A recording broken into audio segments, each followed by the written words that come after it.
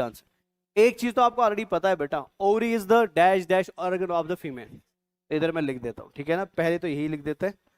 तो अभी जिस चीज को हम पढ़ रहे हैं इधर मैं हाईलाइट कर देता हूँ कि अभी जिसे हम पढ़ रहे हैं बेटा, दिस इज कॉल्ड है, शबाश जल्दी जल्दी शाबाश, ओवरी बेटा। समझ आया? तो आपको ऑलरेडी एक चीज पता है बेटा कि ओवरी क्या होता है, जल्दी जल्दी शाबाश। नंबर में कितनी होती है, कहाँ पाई जाती है, पेल्विक, है ना। तो ये तीन चीजें इधर फिनिश करते हैं। तो ओवरी है primary primary sex organ of females बेटा, है ना। दूसरा बेटा ये कहाँ पाई जाती है, पेल्विक रीजन में पाई जाती है। क्लियर है ना बेटा? ठीक है। और तीसरा नंबर में होती है 2, तो मतलब क्या होती है शाबाश, पियर्ड स्ट्रक्चर। समझ आया? तीसरा बेटा शायद आप उसको इधर ही डिकोड करना चाहो तो कर सकते हो। मैंने आपको बोला था testes is homologous to dash, तो उल्टा भी बता सकते हैं ना, होमोलॉगस टू होमोलॉगस।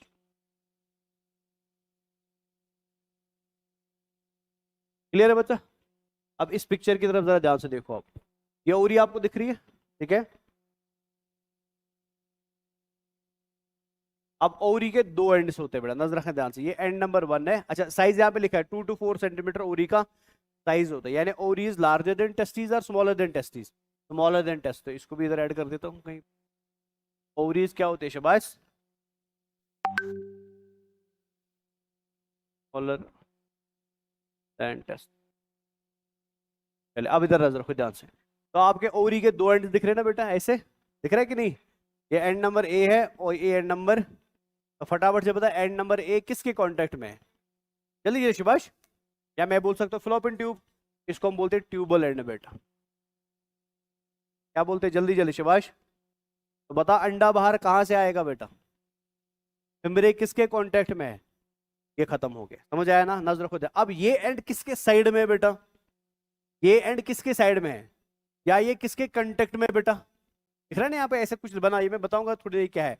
यूट्रस के है ना, तो इस एंड को हम बोलते हैं यूटराइन एंड बेटा।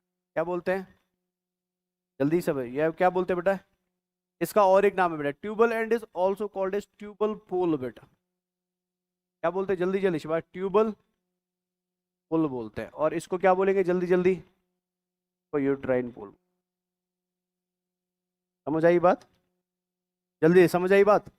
अब सिंपल सी बात है कि हमको बीच में ओरी को पकड़ के रखना है बेटा। तो पकड़ने का काम हम दो साइड से करते हैं, हम यूट्राइन पोल से भी करते हैं और हम, दिख रहा है कि नहीं दिख रहा है, अगर आप यूट्राइन पोल से ध्यान से, यहाँ दिख रहा है कुछ सफेद जैसा बाहर दिख रहा है बेटा, और यहाँ तो पूरा सीधे ही सीधे दिख रहा है, ठीक है ना। तो these structures which are used for attachment of जल्दी ovaries to the uterus on one side, कौन सा साइड है वो बेटा, ऑन द अदर साइड बेटा, कौन सा साइड है बेटा, समझ आया ना। These structures are called as ligaments बेटा। तो हम क्या बोलते हैं, सुनना पहले ध्यान से, ठीक है। ये वाला जो लिगामेंट आपको इधर दिख रहा है बेटा, चलो इसको मैं बाहर ही हाईलाइट कर देता हूँ। ये वाला जो लिगामेंट आपको इधर दिख रहा है बेटा, जो किसको किससे कनेक्ट कर रहा है आप खुद बताओ। This ligament connects ovary to the, समझ रहे हो बेटा, this ligament is called as ovarian ligament बेटा। This ligament is called as, जल्दी जल्दी शिवा, ओवरियन लिगामेंट बेटा, याद रहेगा। तो फटाफट से बताओ ओवरियन लिगामेंट ओवरी को किसके साथ कनेक्ट करता है, जल्दी जल्दी शिवा, यूट्रस, समझ आया ना। ओवरियन लिगामेंट किस एंड ऑफ ओवरी से जुड़ता है, यूट्राइन पोल से। क्लियर हो गया। नेक्स्ट बेटा, इधर से आपको व्हाइट कलर में और एक लिगामेंट दिख रहा है जो इधर से जुड़ा हुआ और ऐसे बाहर जा रहा है बेटा, फिर दिख रहा है ना। ये वो लिगामेंट है जो ओवरी को एब्डोमेन से कनेक्ट करता है, किसके साथ, जल्दी जल्दी किसके साथ शाबाश। एंड इस लिगामेंट को हम इधर ले आते हैं बेटा, this ligament is called as suspensory ligament बेटा, सस्पेंसरी लिगामेंट बेटा, याद रहेगा, जल्दी जल्दी याद रहेगा। ये प्लीज अच्छे से याद रखना है that ovary is stabilized in the pelvic area by two ligaments, one which connects with, तो मैं ऐड भी कर देता हूं, ठीक है। ये कनेक्ट करता है बेटा यूट्रस के साथ, ठीक है ना बेटा, और ये कनेक्ट करता है किसके साथ शाबाश, एब्डोमिनल कैविटी के साथ।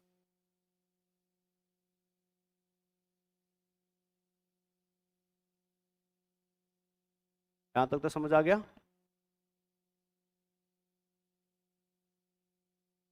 चलिए ये है बाहर की कहानी। बाहर में आपको इतना ही याद रखना बेटा। अच्छा और एक बात बाहर में याद रखनी है, अब ओवरी फीमेल की बॉडी में बेटा पेल्विक एरिया में कहीं तो प्रेजेंट होंगी ना।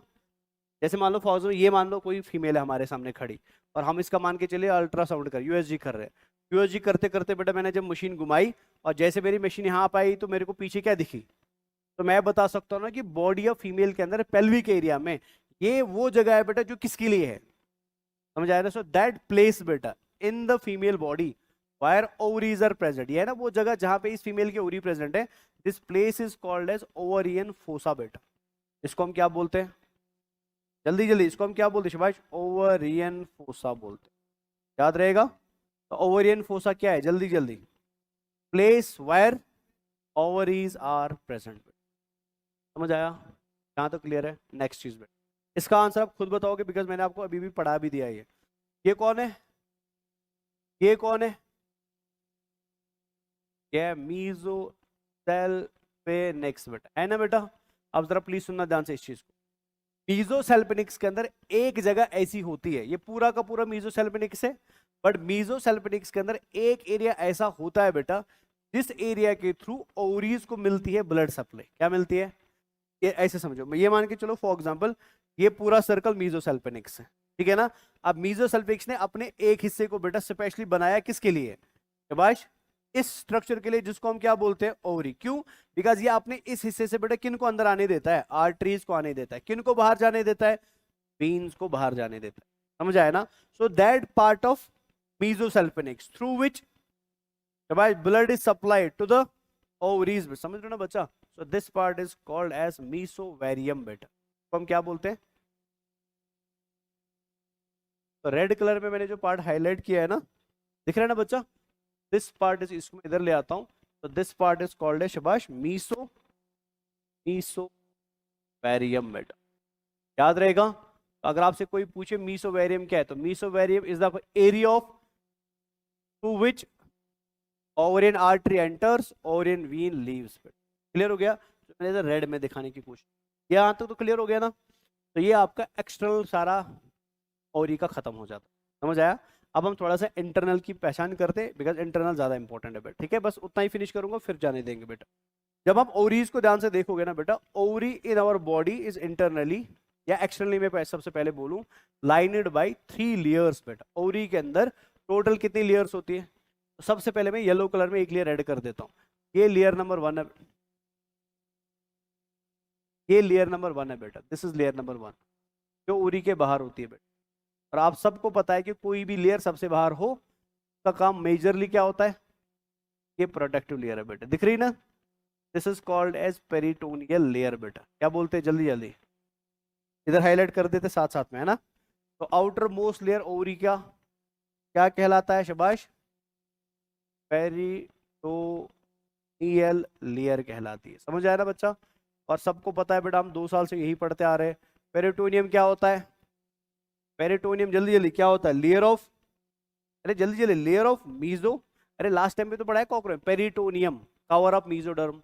हमारी पूरी बॉडी में मीजोडर्म है, लेकिन अगर वो ऑर्गन के ऊपर आ जाए उसको हम क्या बोलते हैं, पेरिटोनियम। पढ़ा है कि नहीं पढ़ा है, तो उसी लेयर को मैं यहाँ पे क्या बोल रहा हूँ, ये है लेयर ऑफ, जल्दी जल्दी शाबाश, लेयर ऑफ, याद रहेगा किस लिए, प्रोटेक्शन के। खत्म हो गया पहला वाला लेयर, ये पढ़ा भी नहीं लेते तो कोई दिक्कत नहीं था बेटा। नेक्स्ट लेयर बड़ी इंपॉर्टेंट। अब जो नेक्स्ट लेयर आपकी ओवरीज के अंदर पाई जाती है, जो हमने ब्लैक में ऑलरेडी बना के रखी है, तो दिस लेयर ये वाली बेटा, ब्लैक वाली, हाँ इधर ले आता हूं मैं, this is called a germinal layer बेटा। इसको हम क्या बोलते हैं, जल्दी जल्दी शाबाश, जर्मिनल लेयर बोलते हैं। क्लियर हो गया। और अगर ये जर्मिनल लेयर है, आई होप थोड़ा सा आइडिया आपको लग ही गया होगा। यहाँ पे होती है सिंपल, जल्दी जल्दी शाबाश, क्यूबॉइडल सेल्स बेटा, ये है क्यूबॉइडल सेल्स बेटा। समझ आया ना। लेकिन एक गड़बड़ है, गड़बड़ क्या है, ये जो क्यूबॉइडल सेल्स ओवरी की होती है ना, ये एग के फॉर्मेशन में कोई भी रोल प्ले, टेस्टीज की जमुना एपिथेलियम टेस्टीज के अंदर स्पर्म्स बनाती थी जिनको हमने स्पर्मेटोगोनिया नाम दिया, याद आया ना। इनको मैं उगुनिया नाम नहीं दे सकता हूं बेटा। रीजन क्या है? बिकॉज इनका कोई भी हाथ, इनका कोई भी लेना देना बेटा एग के साथ, सेकेंडरी oocyte के बनाने के साथ, फिर ये क्यों है यहाँ पे बेटा? ठीक है ना, इनका जस्ट काम होता है बेटा for the process of hormone release बेटा। ये खाली हार्मोन रिलीज करती है ये एग को। तो फिर एग कब बनता है बेटा? इसकी कहानी आपको समझ आएगी जब मैं आपको पढ़ाऊंगा oogenesis बेटा। फीमेल्स के अंदर एग तभी बनता है जब फीमेल अपनी माँ की बॉडी के अंदर थी बेटा। इस्लाम के अंदर बोला गया कि अगर कोई लड़का आपके कपड़ों के ऊपर बेटा सुसु करे, आप उसको एक बार धो के नमाज पढ़ सकते हो बेटा। सुना है ना ऐसे?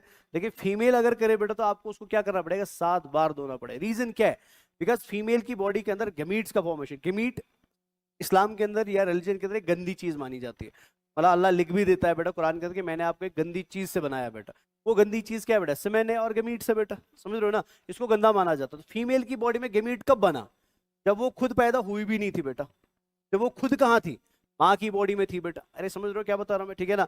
तो उसकी प्रोसेस ऑफ oogenesis तब चली जब वो जमीन में, जब वो धरती पे आई भी नहीं थी बेटा। अरे क्लियर है ना? सो दैट मीन्स फीमेल के एग बेटा जन्म के बाद बनते कि जन्म से पहले बनते? वो पहले ही बनते, और फिर उनको ओरी में बस स्टोर करके रखा जाता है। आप समझ रहे हो ना? मेल्स के अंदर टेस्टीज में स्पर्म तभी बनेगा जब उसको चाहिए। ये कंटिन्यूअस प्रोसेस है बेटा। लेकिन फीमेल ऐसा नहीं कर सकती बेटा। फीमेल का एग बनाने का समय 50 साल में खत्म हो गया।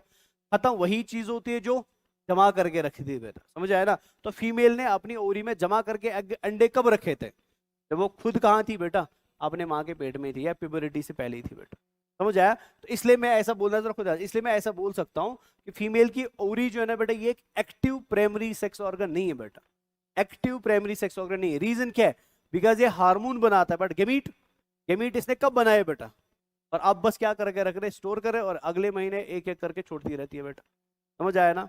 ये हो गई 2 बातें बेटा। तीसरी और सबसे इंपॉर्टेंट बात जो आपको याद रखनी है, दैट इज, ये सुनना प्लीज आंसर बेटा। अब जो अंदर वाला पार्ट है, ब्लैक भी हो गया, येलो भी हो गया, नजर रखो प्लीज आंसर। अब जो अंदर वाला पार्ट बच गया ना बेटा, सुनो प्लीज आंसर। अब जो अंदर वाला पार्ट बच गया ना उरी के अंदर बेटा, दिस होल पार्ट जो अंदर बचा है उरी के अंदर, this is called as stroma बेटा। इसको हम क्या बोलते हैं? जल्दी जल्दी, इसको हम क्या बोलते हैं? या ओवर, पूरा ही मैं लिख देता हूं, ओवरियन स्ट्रोमा बोलते हैं। ओवरियन स्ट्रोमा,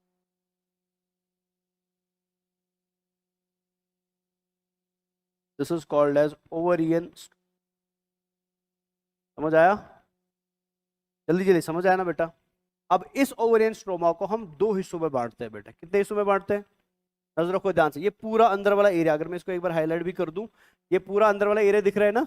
ये पूरा अंदर का पार्ट क्या है बेटा? Ovarian stroma. ठीक है, अब आपके लिए और अपनी समझ के लिए बेटा हमने ओवरियन स्ट्रोमा को 2 हिस्सों में बांट दिया बेटा। कितने हिस्सों में शाबाश?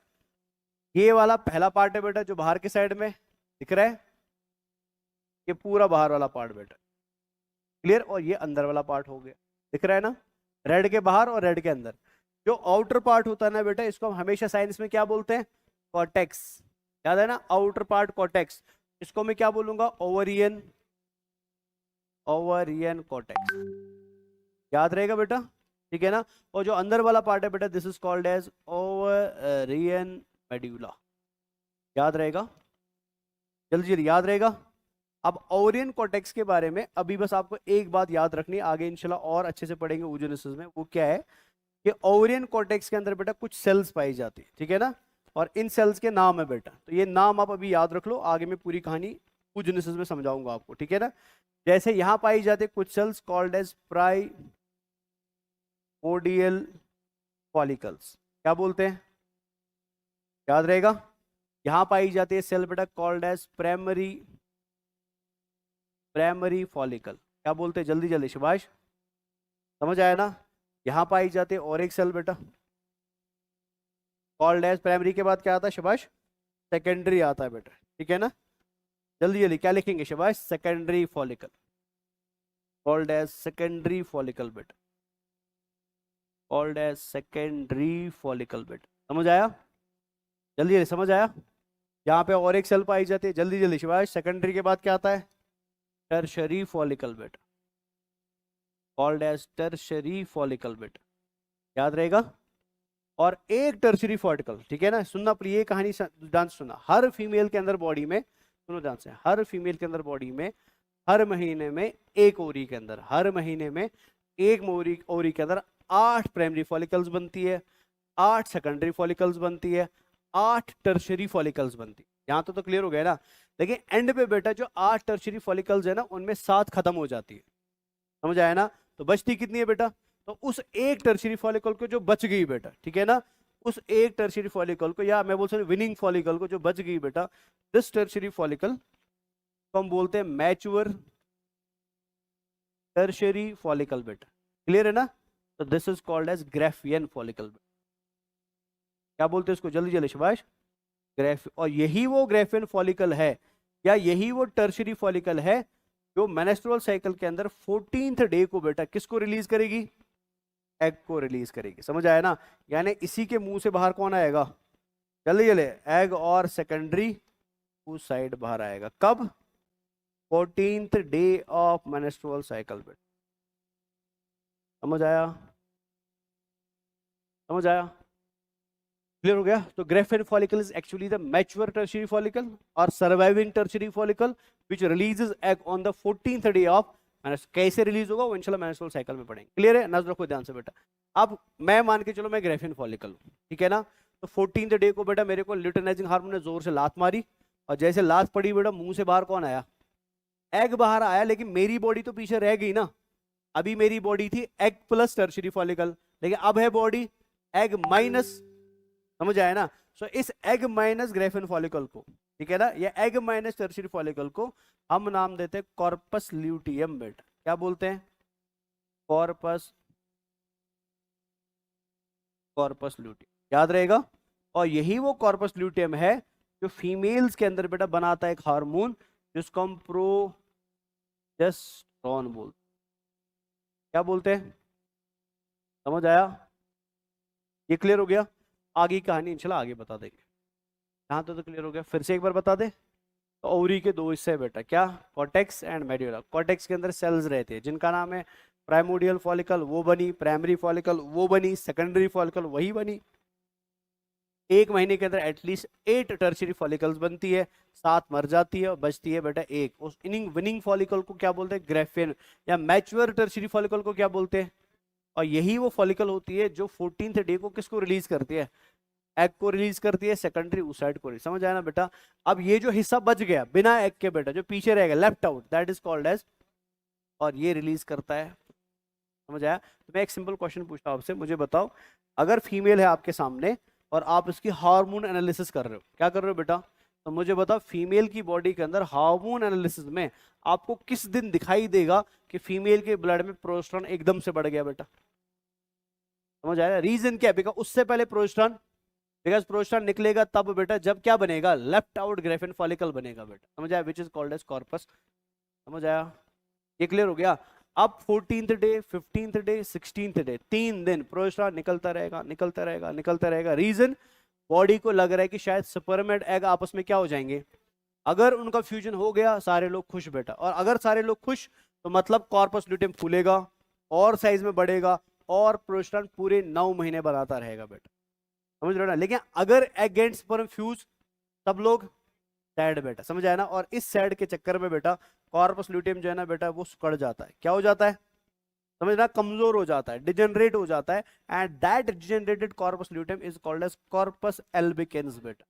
क्या बोलते हैं, कॉर्पस एल्बिकेंस बेटा। जल्दी क्या बोलते हैं शाबाश। तो आप मेरे को बताओ, क्या कॉर्पस एल्बिकेन प्रोजेस्टेरोन को रिलीज करेगा, नहीं करेगा बेटा। ऑटोमेटिकली अब फीमेल की बॉडी में प्रोजेस्टेरोन लेवल्स क्या हो जाएंगे। और प्रोजेस्टेरोन वो हार्मोन है जो फीमेल की बॉडी के अंदर आपके यूट्रस के, ठीक है ना, स्ट्रेटम फंक्शनल को प्यार से संभाल के रखता है बेटा। तो क्या बता रहा हूं मैं, मान लो कलर है दीवार पे बेटा, तो इस कलर का स्वागत, इस कलर का देख रेख, इस कलर का केयर बेटा कौन करता है।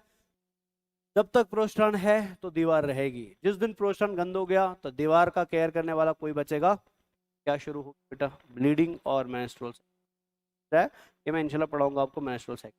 आई होप ये क्लियर हो गया बेटा। ये एनसीईआरटी की पिक्चर है, इसको मैं कल एक्सप्लेन करता हूँ। ये मैंने पूरी कहानी बताई दी आपको बेटा, बट कल एक बार दोबारा बता देता हूँ, कोई दिक्कत नहीं।